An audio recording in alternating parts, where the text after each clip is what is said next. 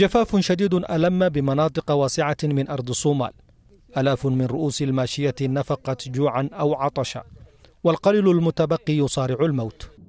موسى بيحي فاتح يقول إنه لم ير في عقوده الستة قحطا بهذه الحدة.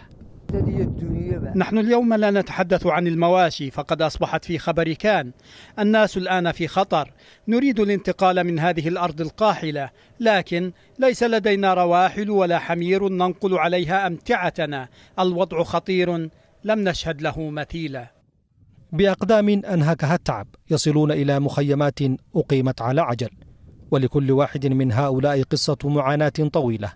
وتقول إدارة أرض الصومال إنها تمكنت من احتواء الأزمة جزئيا، غير أن تداعياتها تفوق قدرتها.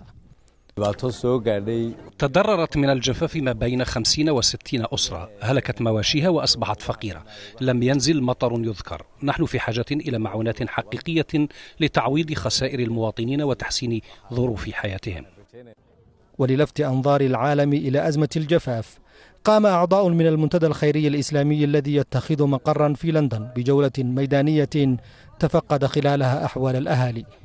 وقال مسؤول المنتدى إن الأزمة تتطلب تدخلا عاجلا لإنقاذ ملايين من المجاعة.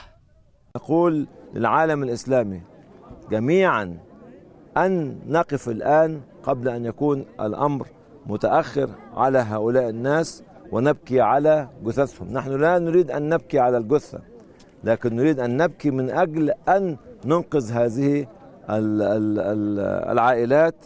جمعهم الفقر والعوز بعد أن أتى الجفاف على كل ما يملكون.